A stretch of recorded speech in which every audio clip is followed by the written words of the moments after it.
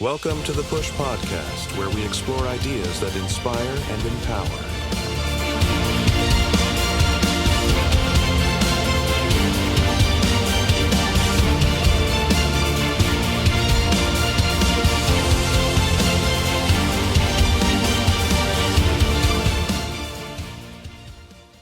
What's going on, everybody? Welcome back to the P.U.S.H Podcast88, the platform where we have real conversations about pushing through adversity, transforming pain into purpose, and becoming the person life demands you to become. Today's guest is someone whose journey hits on something a lot of people experience, but rarely talk about. On the outside, you see the artist, the entrepreneur, the creative force constantly building. But what happens when the person behind the success is quietly navigating storms no one else can see? Today, we're sitting down with the music artist, entrepreneur, and creator, D.B.L, a man who has built businesses, performed, created opportunities for others, and then had to rebuild parts of his own life from the ground up. And his newest message, Time to Break Away, isn't just about music. It's a declaration. Let's get into it. D.B.L, welcome to the P.U.S.H Podcast88, man. How you feeling? I'm feeling good, man. Thank you for having me. Before we talk about the music, before we talk about rebuilding, I want people to understand the story. Who were you before life forced you to grow, D? I think I had it pretty much on the outside altogether. I was going to schools, good schools, becoming a scholar, building my career that started as a child actor, being a protege of the Jacksons, Jackie Jackson specifically, traveling the world. Yeah, it looked like I had it all together. Thriving, building. Yeah, that's who I was. That's who I thought I was. Yeah. Right. I thought I was my success. I I thought success defined who I am. Okay. Yeah. You mentioned something powerful in your questionnaire. You said the biggest mask you wore was strength. People saw the artist, the entrepreneur, the leader, right? But behind the curtains, you were carrying pressure and pain quietly. Right. Why do you think so many high-performing people feel like they have to carry everything alone? I think it's a role you step into because when you're a leader, you feel that showing vulnerability, at least that's what I thought. I've learned better now. Right. But I think I thought that being a leader meant never cracking, never showing vulnerability, never showing struggle, just pushing through. Being resilient, showing that nothing fazed me, that no person or no problem or no situation can faze me. So I think with all that responsibility, I felt that I could not truly be as weak as I felt sometimes. Right. You know, because that was many times. Many times I was trying to be there for everybody else, but I was literally breaking down on the inside. Pain, trauma, painful memories, just tough situations that I've had to navigate and deal with. Right. And you do that with a smile on your face. At least that's how I thought I had to be. Just everything's fine, everything's cool, but then it ends up transferring into other parts of my life. Right. You know, and you end up hurting the people you love the most, the closest to you. Ooh. Because, at least for me, I took my pain out on the people who love me. Right. You know, I so feel that, man. Yeah. Absolutely.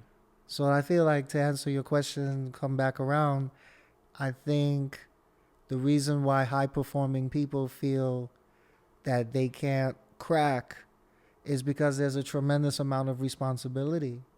I feel like in my own family even, I guess I would say I'm like the star of my family. You know, my aunt was the star before. She probably paved the way.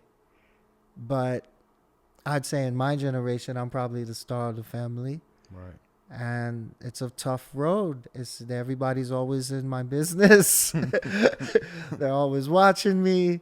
They always have something to say. There's always commentary.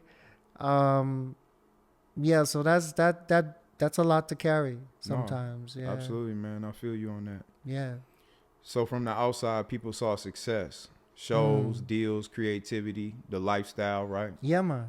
But behind that success, you were navigating personal storms while still trying to lead and show up for your family. Yes. That's a heavy place to live in, man. Yeah. And at what point did you realize something had to change internally for you? I think when I started losing, and I don't mean just physically losing people close to me. Right.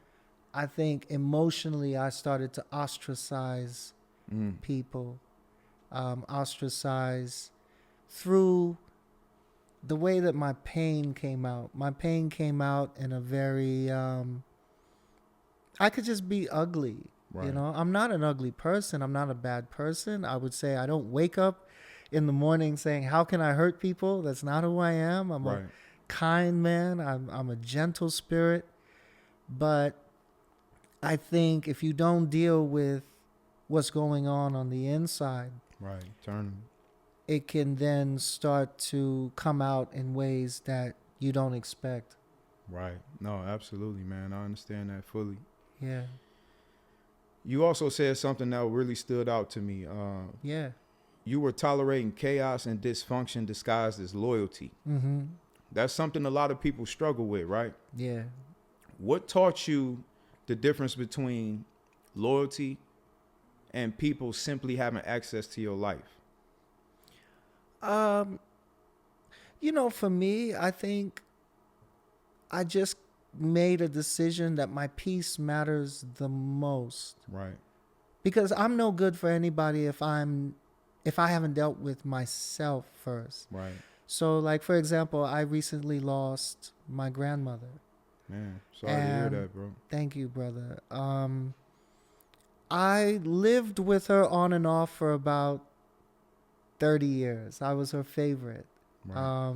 She would call me her son, not her grandson, her son. And I slowly watched her decline through dementia. Yeah. My mom was her primary caretaker, took care of her for 30 years until her dying day. Wow. That's the family that I come from, you know. Real close-knit, take care of each other. Yes, yes. Respect. But what I'm also learning, while I would never change any of that, I feel that, especially part of my culture, Caribbean culture, it's to be tough. It's like never let them see you sweat kind of thing. You have to be tough. You have to be strong. You can't show your weakness. Right. And I think that didn't work for a sensitive being like myself. I can't just be tough all the time and act like nothing phases me, nothing bothers me, nothing. That ends up destroying me. Yeah, that's draining, right? Yes, draining, and then eventually I'm going to crack, and it's all going to come out in some ugly way. Whether I say terrible words to you or it's going to hurt you emotionally by just being around that foul energy, because I haven't cleaned myself. I haven't dealt with my own pain. Right. So to answer your question, I think I just made a decision from everything collapsing on me. I got to take care of me. Number one, not that it's being selfish. It's just I have to deal with whatever causes me fear, whatever causes me pain, whatever causes me trauma, whatever concerns about insecurities or anything that I have going on. I really had to deal with that. Clean house, clean the slate clean, put it in the wash, put bleach in it. Right. And then, boom, here I am, you know? And I think that's why now I don't tolerate certain things in my space. I think mental health is very important.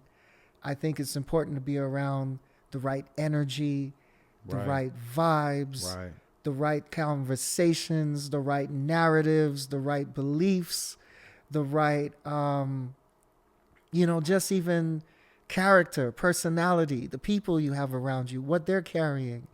I'm not one to judge, but if I see that what you are resonating doesn't resonate with me, then I have to take a time out.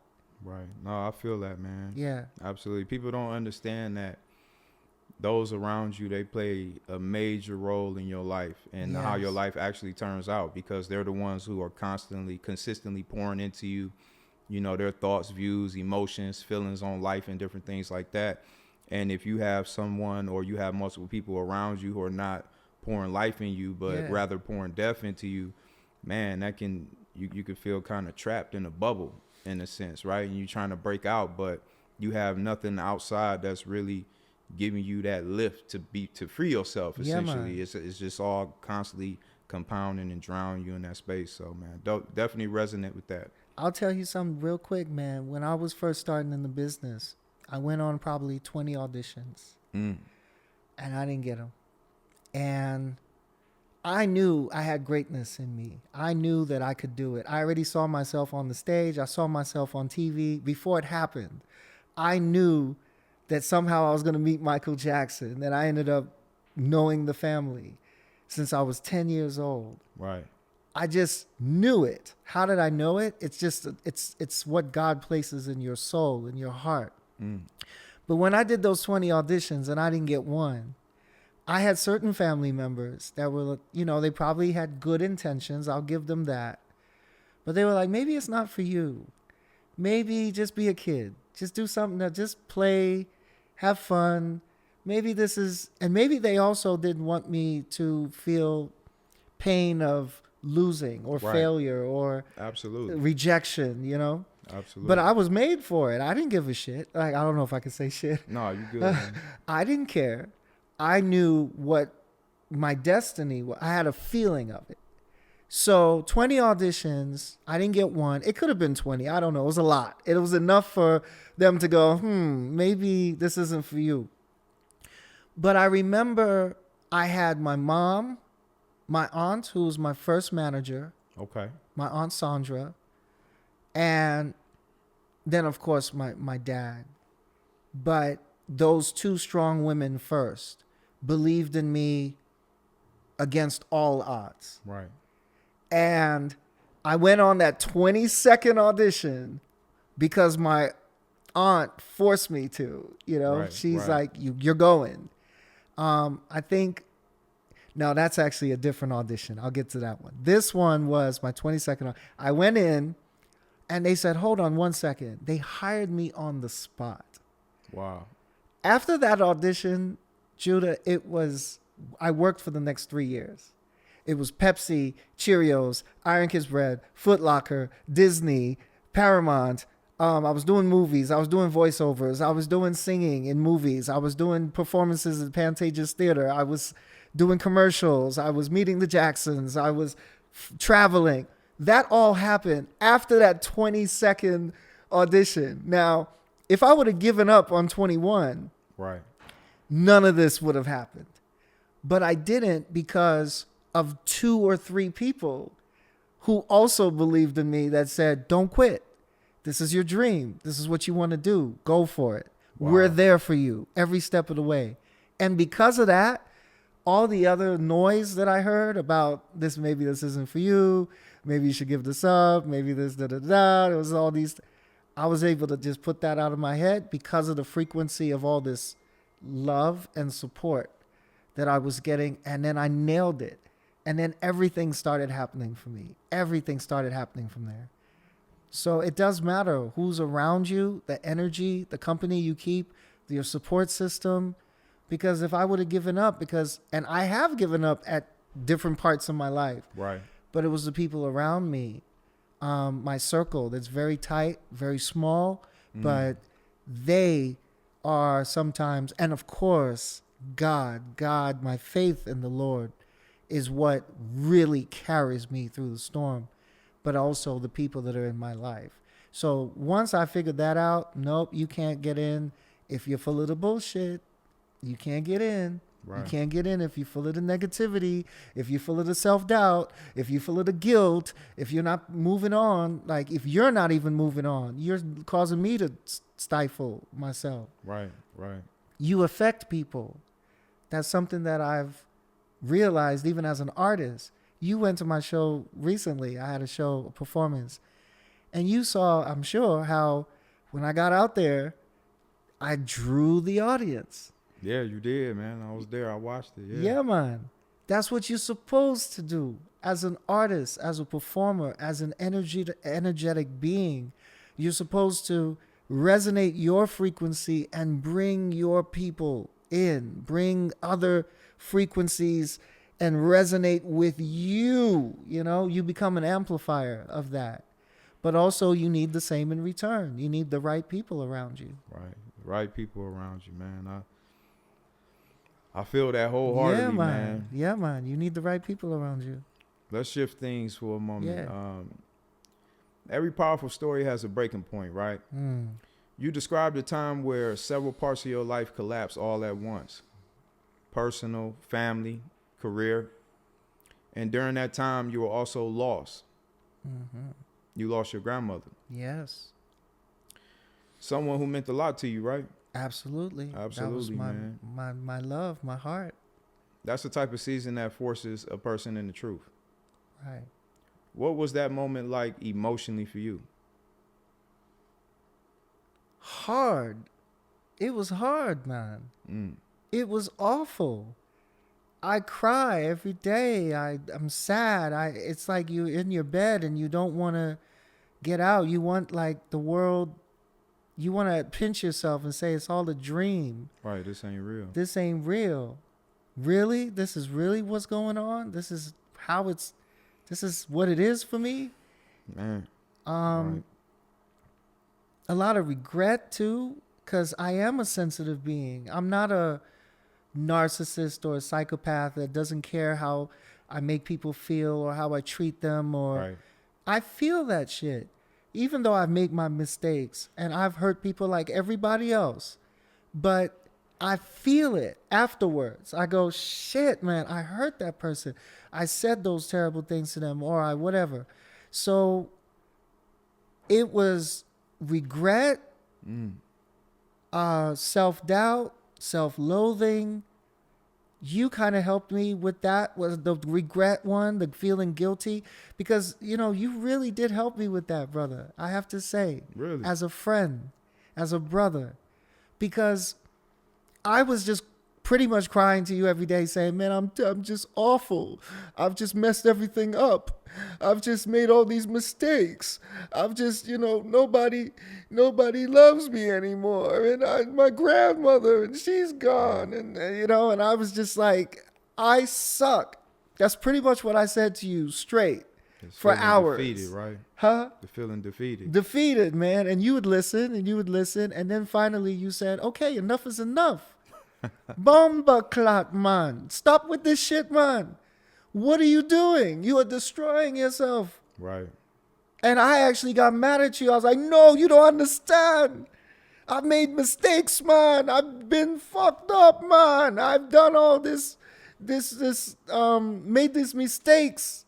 And with my career, with my family, I've made mistakes, man. I've hurt others emotionally. And I'm not a physical guy. So I've never beat up someone, you know. Right. But emotionally, you have the ability to break people down, man. Yeah. And when you're hurting, you hurt others. You hurt people. You lash out. And so I was at that point where I just felt terrible. Nothing was going right. I was losing everything. And I was in that slumber for a while. Until, again, I was praying about it, and you said one day, D, enough of this shit, man. You are beating yourself up. Right. And there's more life to live. You have so much more to do. Who gives a fuck what you messed up on or what missteps and what mistakes and this and that? Yes, I've heard it a million times. You've done this wrong. You could have done this better. You could have da. Yes, okay. I respect you for being able to take it on. Right. But now don't destroy yourself, because now you're no good to anything or anyone. And if you say you love your daughter, you love your family, you love your, everything that you say you love, then you have to live. Right. You have to live on the other side of this bullshit storm. Right. And you have to get your shit together. Right. Figure out what that next chapter is. This is not a season to just, you die. This is a season. You're supposed to learn something from it so that next season, you're prepared for it. Right. There you go. You got it, man. And now I got it, man. But at the time, You was in it. I was in it. And I got mad at you. It was our first and only argument, actually. I was very mad at you. Yeah. Because I was destined to be in my funk. I remember. And to be just, Sure. no, I'm terrible and I'm in shit and everything's terrible. And you were like, no, it's not, man. You have to rise up out of this. You're a good man. You have a lot to offer to the world. God has a purpose for you. So you looking back at what you could have, should have, would have, Right. that's not helping you, man. You have to see now and the future. And you are a good man. You have a good heart. You have a good soul. Yes, you've done wrong. Fuck that. You've also done a lot of right. More right. You've made some mistakes, some bigger than others. But you are a decent, good, worthy man. You're worthy of love. You're worthy of respect. You're worthy of happiness. You're worthy of peace. Absolutely. So fuck all that other shit, man. And it clicked. It was like, you're right. What the fuck am I doing, man? I'm young. Am I going to sit in depression for the next 30 years of my life, just losing man. life? No, absolutely not, man. There's more to this story, man. Right. So you helped me, jump into that next chapter of the story. So thank you. Yeah, for sure. Absolutely, bro. So Yeah, you had also mentioned battling confusion, Yeah. betrayal, anger, and frustration, right? But at the same time, still feeling responsibility because your people depended on you, your daughter, your family, and your team. Yes. How do you carry that responsibility when you're still trying to heal yourself, man? That's a great question.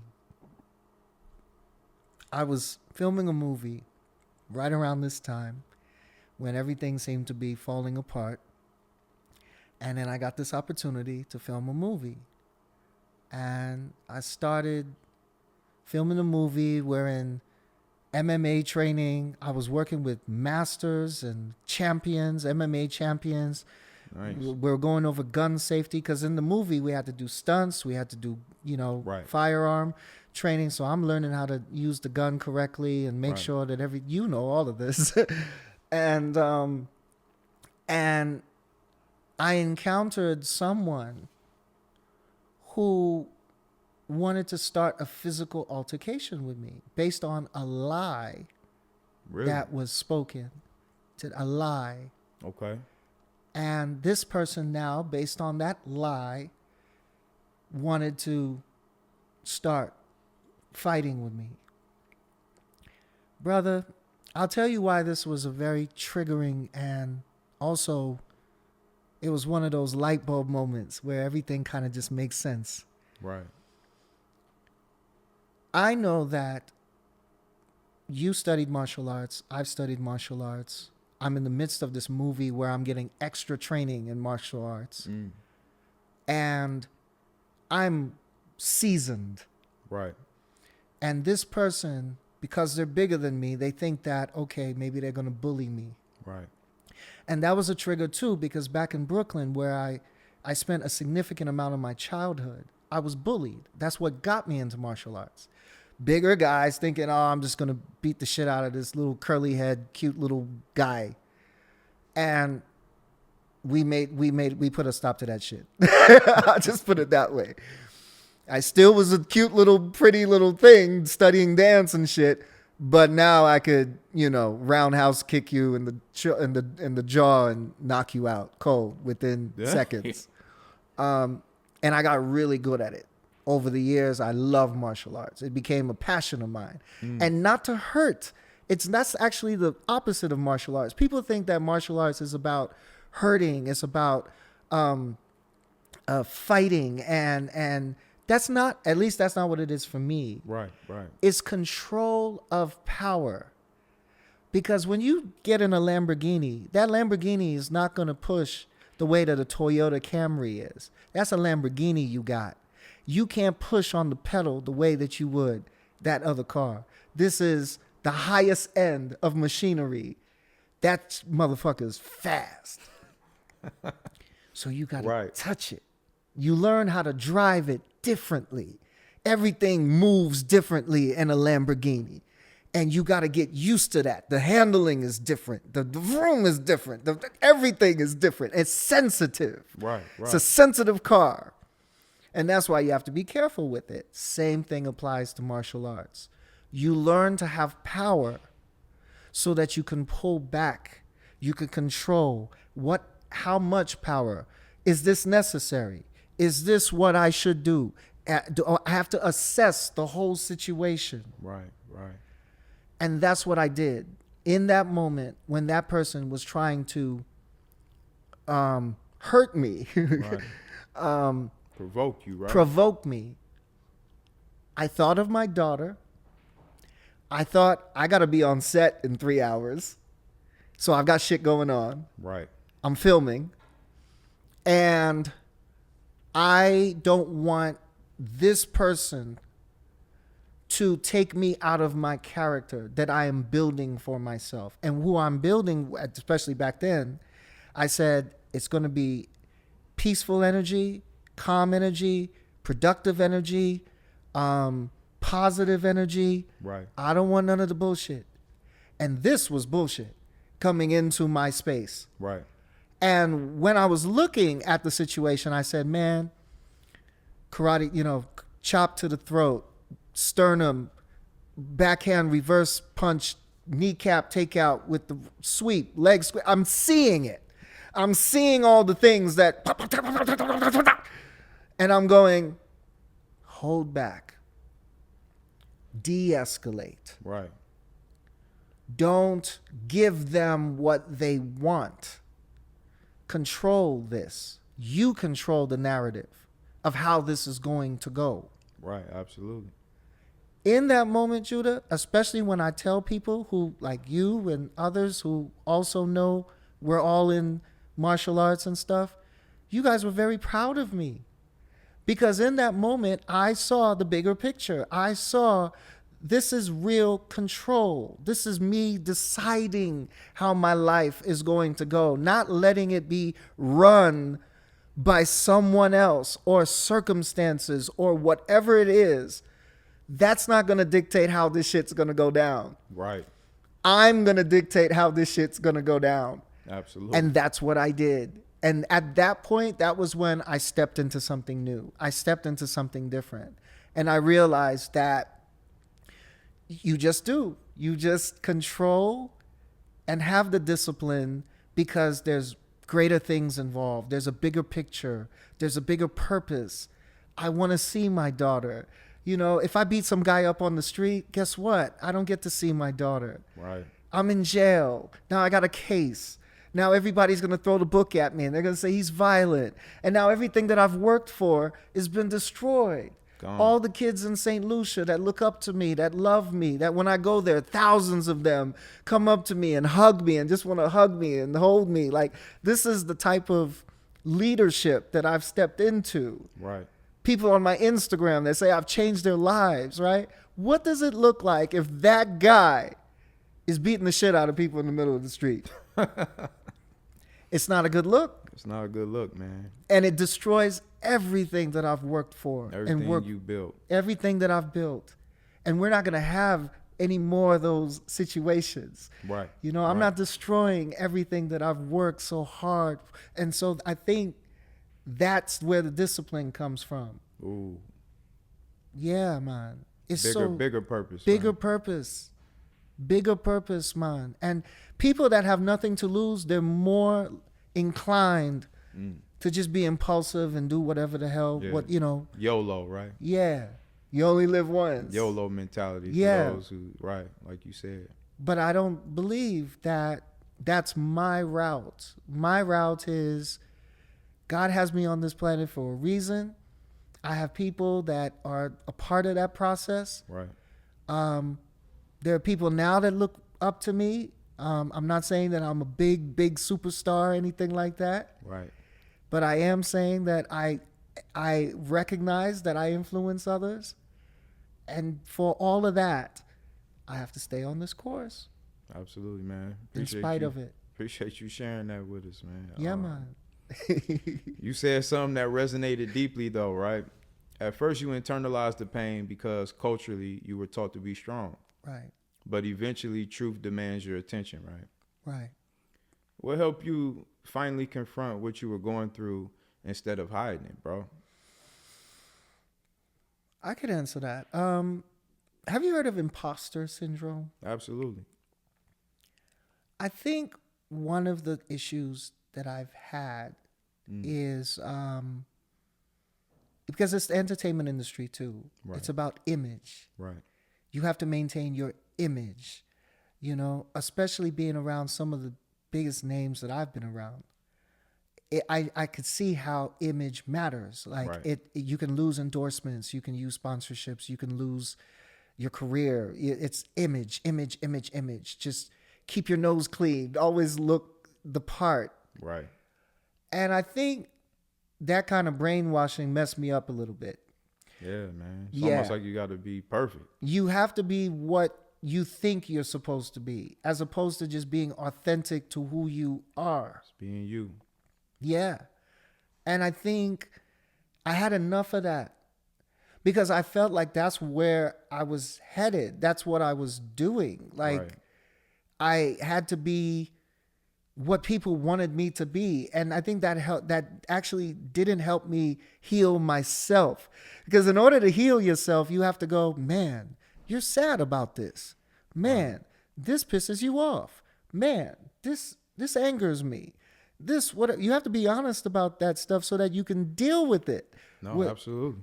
Whether it's through your spirituality, your therapy, your meditation, yoga, whatever your way is, you have to deal with it, but you have to see it first. Right.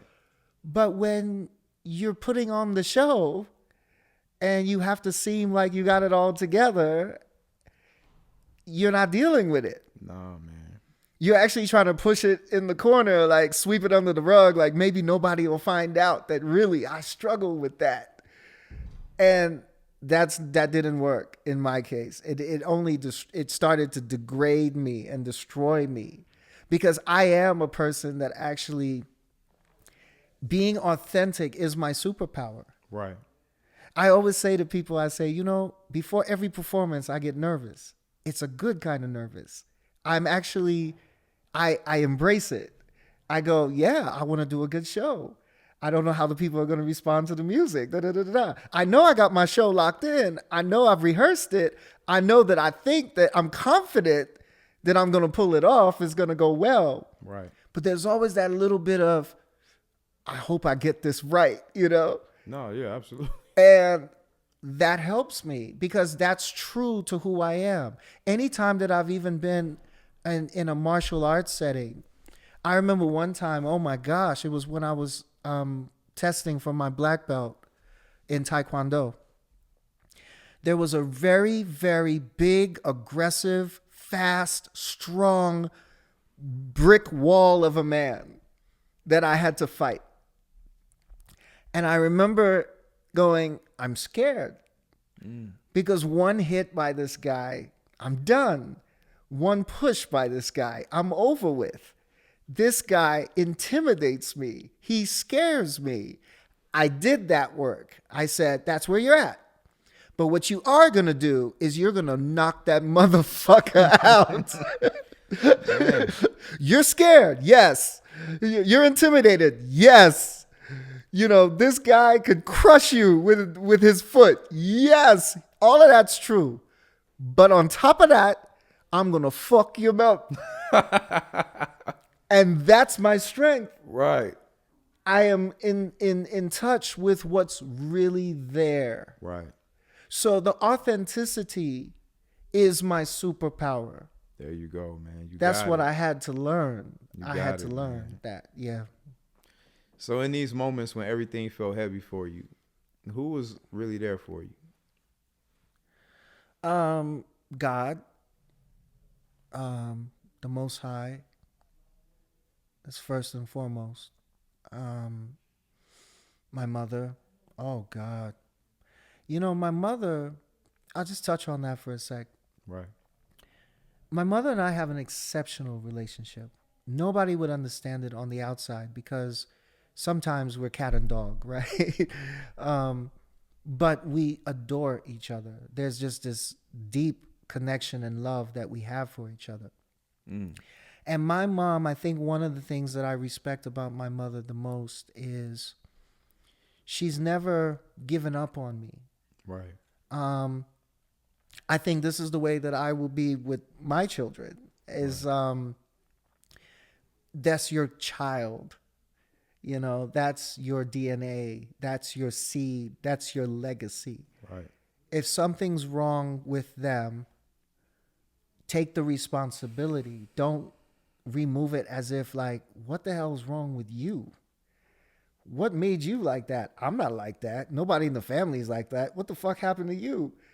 That isn't going to bring closeness or respect. My mom has seen me at my best, like when I'm making all the commercials and making all the money and at the top of the Hollywood game, and she's seen me at my worst. She's still there with me.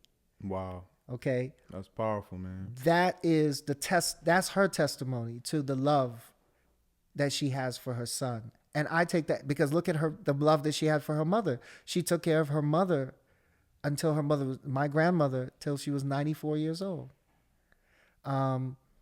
So what was that again? I was saying, my mother, God, and my close circle of friends. Right. Like you, I told you that was a big one for me to say, no, you have to live.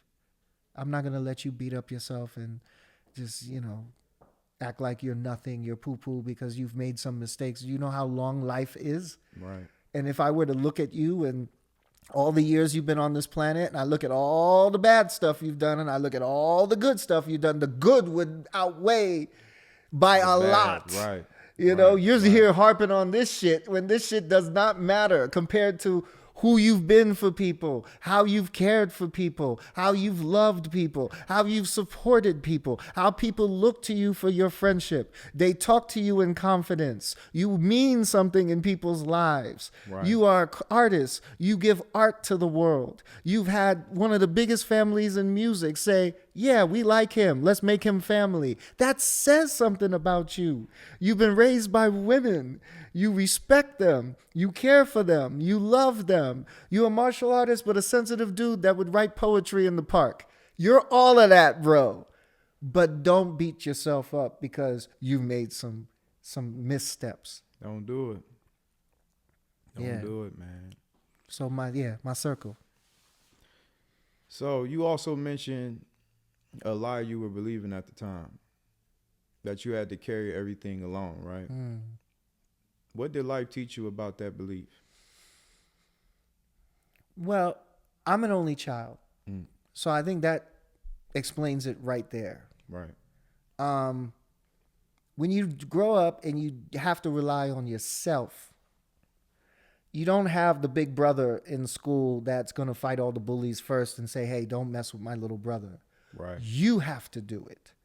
Right. You show up on the first day of school, and the first time they knock your little applesauce off the tray, you got to take that tray and swat that guy upside his head and go, bomba clot, don't you ever do that to me again. It's my apple juice. Right. You have to do that. Nobody's going to do that work for you. And you start to become self-reliant. Like, I got this. I'm not going to be vulnerable to you. Right. Or you. I'm going to be my own strength. And what you realize is you can't. You just can't. I would have been a way better friend for some friends that I've messed up we both messed up the friendship. But I would say my part was I could have just been a little softer. I could have actually just been a little more like, you know what? I don't have it. I don't have it together. I don't have the strength right now. I can't be present. I can't be present to you. I'm not even present to myself. That's deep. I'm struggling. I'm not where you are used to me being. Right. I'm going through it right now. I am, not sure. I am not confident. I'm insecure. I'm not where you want me to be. Right. But instead of that, I defense mechanisms and a little more irritable than you need to be, and it's because you're hurting. Right. There's pain there. Right. And rather than just say there's pain here, you start acting out because pain affects people differently. Right. And the way that pain has affected me is it just made me not as nice as I am as a person. I start saying stuff that's not as nice. My energy is not as wonderful, and I start being not as good of a person as I know myself to be. Right. But what I'm learning is the superpower is I don't have it, man. I can't do it. Right. I don't know how to. That's part of why I love now building my team in my company and with my friends is they all supplement me. There's something I can't do. I quickly and confidently say, I don't know how to do any of that shit. But my boy over here, he's a master at it. And I'll put you in touch with him. Right. Right? I love that I can do that because I don't have to put all that pressure on me. I don't know certain things. Right. And that's okay. That's okay. But, it hasn't been okay, Judah, because I think that's that double-edged sword. When you are favored, people have expectations. And one of those expectations is, I have people, they say, because you went to USC, D, you should know this. And it's like, don't you understand that just because I went to a premier college, I went to school for that thing. Right. It doesn't mean that I know how to change a tire just because I went to USC. But I would get that shit. It's like, well, Mr. College Boy, you should know how to do this. I've never fucking done that. How would I know how to do that? Yes, I'm educated. Yes, I've been to good schools. And thank you, God, for giving me that blessing that has helped me in life. But what I can't do is I don't know what I don't know. Right. And because of your accolades, people start to think you know it all. You have it all together. You have all the answers. I don't have all the fucking answers. I'm trying to figure this shit out in life called life myself. Right. I'll help you how I can, but I also need help too. Yeah. That's deep, man. There's always that moment where somebody come to them crossroads, right? And they decide, I'm not letting adversity rewrite my story. Right. For you, that moment became the message behind Time to Break Away. Yep. Tell us about that turning point. Okay, so along with what I've said here about changing the narrative, changing imposter syndrome, feeling like you're not worthy or you're not who people think you are or whatever. I think I did my own mental work and with the Lord, and I realized that the way forward is different than the way backward. Right. Sometimes it doesn't look anything like the past. And that's okay, because you have to step into the unknown to get different results. Right. It's like my dad would tell me, he'd say the definition of oh God, insanity is doing the same shit and expecting different results. Right. And he would always tell me that growing up. So what I realized is I have to take different steps here. I've lost a lot. I'm not happy with certain circumstances because of my own failures and mistakes. Right. But now, do I want the rest of my life to look like failure and mistake? No. I want it to be bountiful and joyous and successful and thriving and all this other shit on the other side. But how do I get to it? I got to do different shit. So the way that I thought before, maybe I got to change the way I think.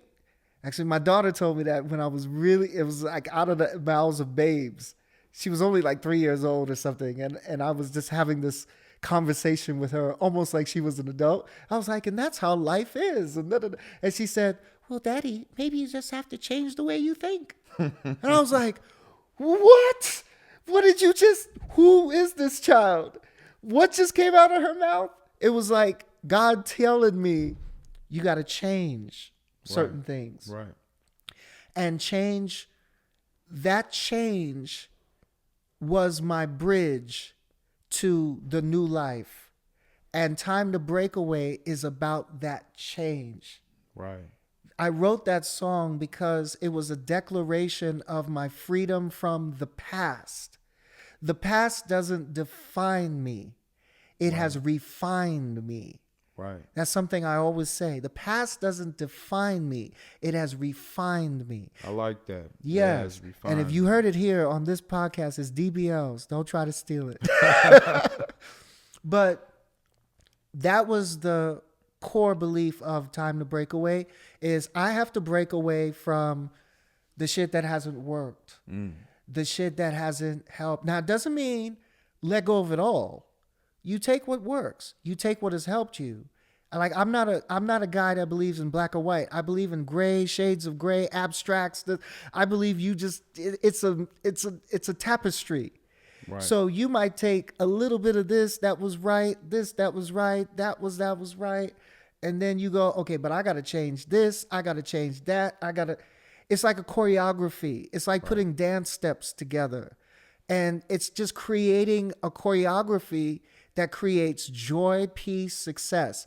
Time to Break Away is about that. Even though it has a political tone to it, it's actually a song based on my declaration of breaking away from old beliefs and restraints that are not leading me to where I want to be. Right. I feel that. And that's what Time to Break Away, that is the essence of the song. And it was written during a time, or I should say I recorded it during a time when I was going through the worst. So it was even more emotional. It's time to break away. Yeah, you said that record isn't just music. It's a soundtrack of a man rebuilding his life. That's right. Yeah. What did pushing through actually look like day to day for you? Ooh. Man, it's hard. Anybody that says that they just got this thing called life together is full of shit, man. Pushing through is literally second by second, minute by minute, hour by hour, day by day, week by week, month by month, season by season. Right. It takes resilience, honesty, because that's a big one for me, right?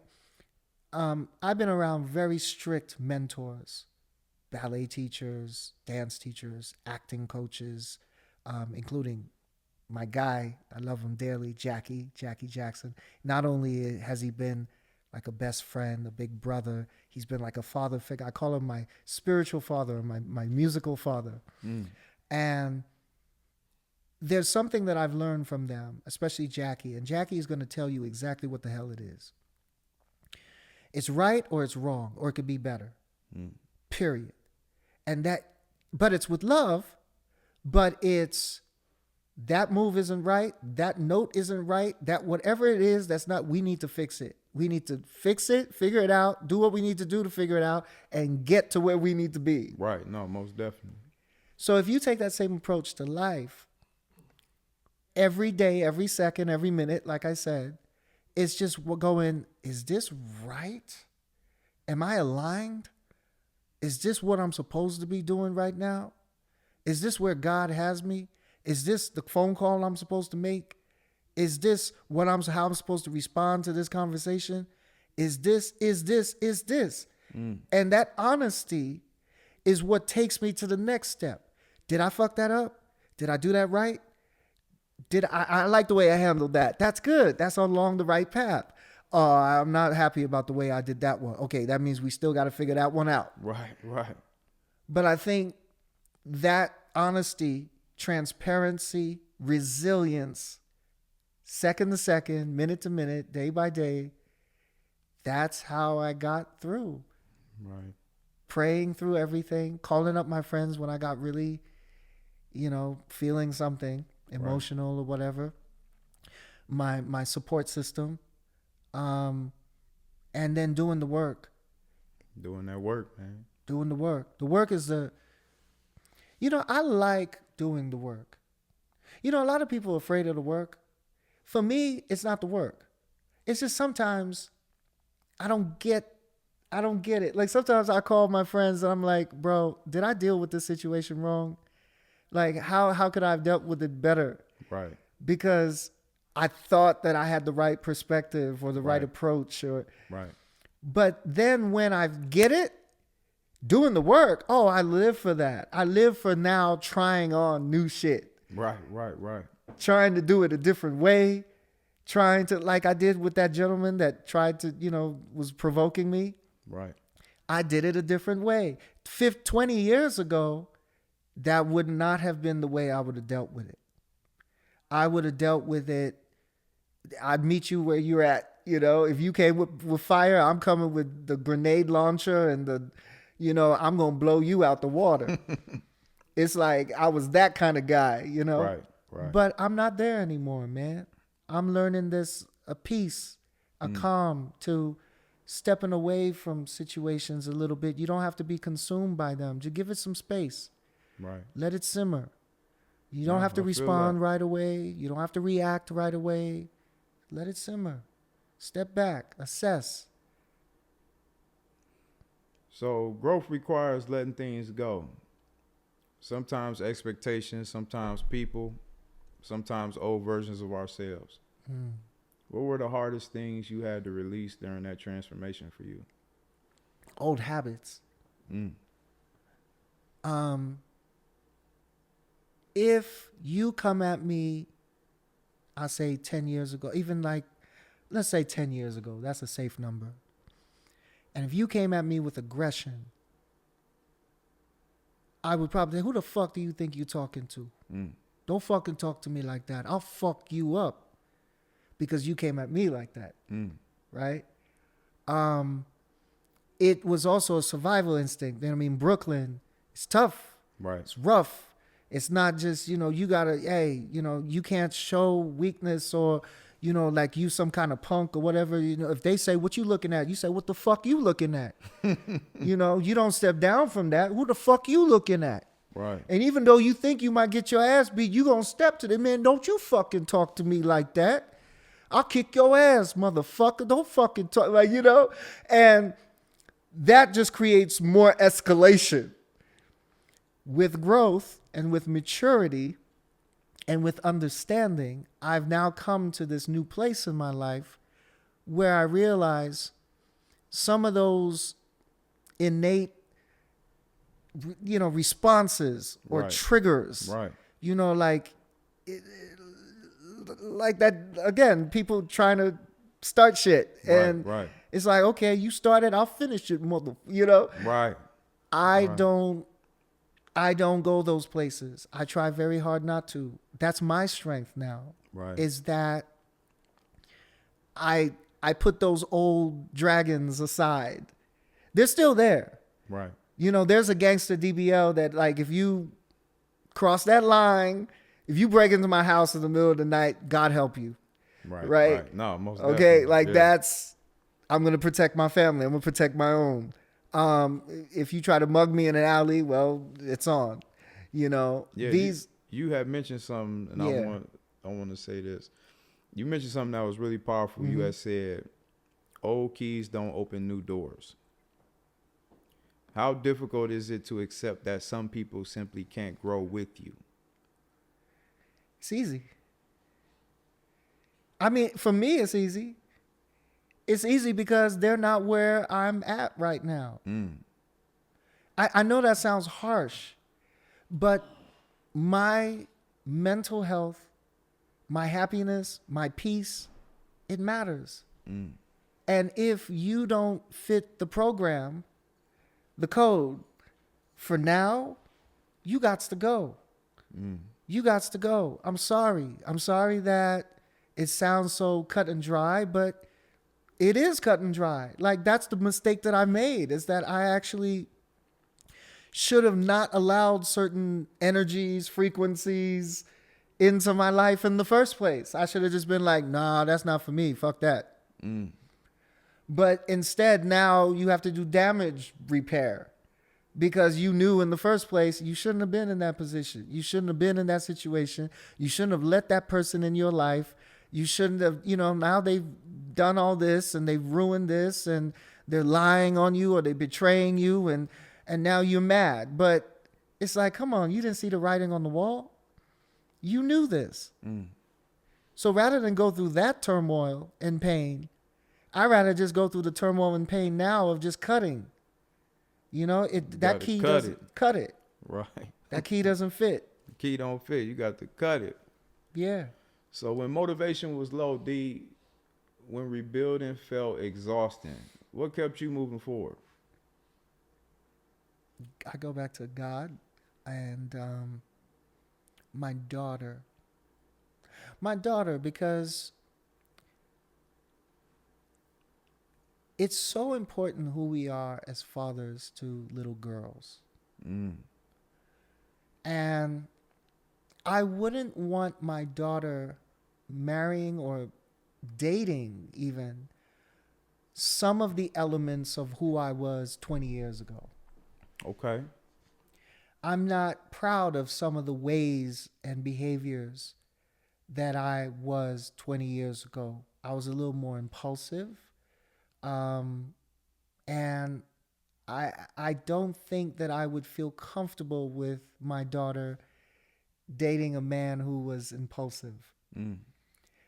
Because you as a man, you have to assess, be the peace, the calm. The strength is that. That's the strength. The strength isn't just breaking down buildings. People think that strength is being Hercules, like a green guy that's tearing up build. That's not strength. Strength is assessing when that green guy has to come out and when he just needs to lay chill, Right. And that's the type of well-balanced man that I would like for my daughter.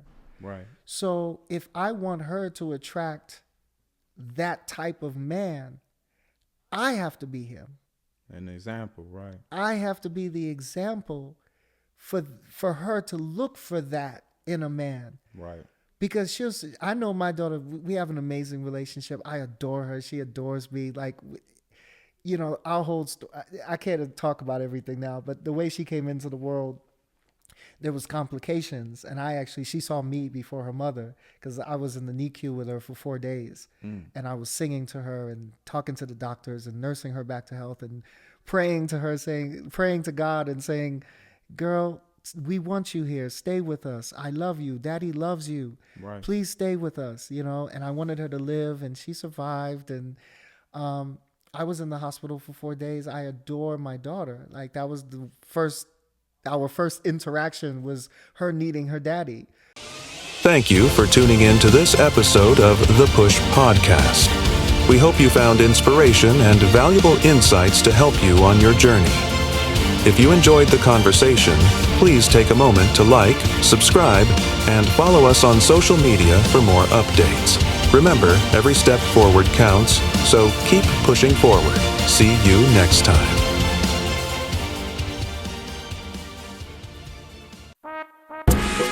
Yes, all my troops, revolutionaries, soldiers, break away, come now.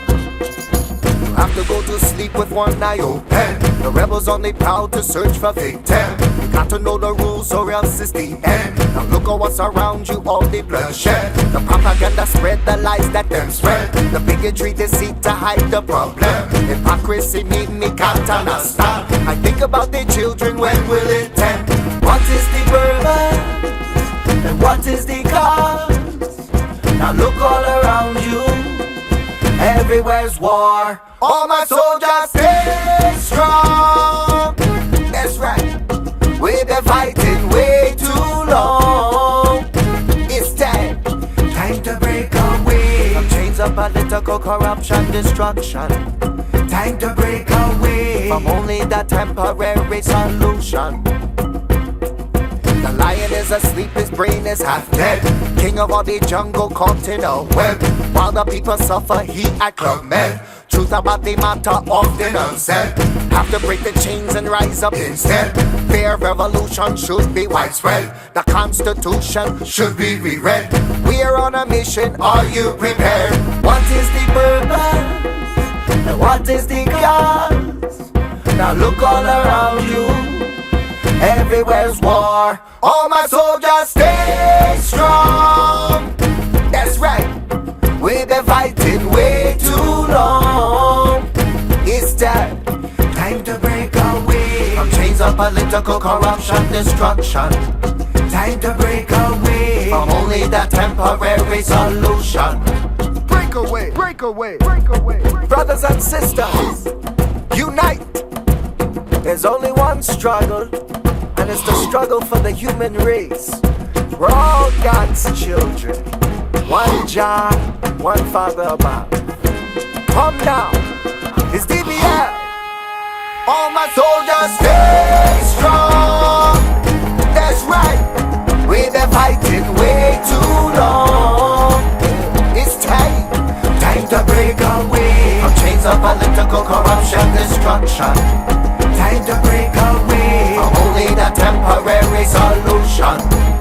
All my soldiers stay strong. That's right, we've been fighting way too long. It's time to break away from chains of political corruption, destruction. Time to break away from only the temporary solution. Time to break away from chains of a world with no restitution. Time to break away the chains of a world that's full of confusion. Time to break away gunfire, missile, now drive-by shooting. Time to break away gunfire, missile, now drive-by shooting. Time to break away. There's only one struggle, and it's the struggle for the human race. D.B.L. and Yeza.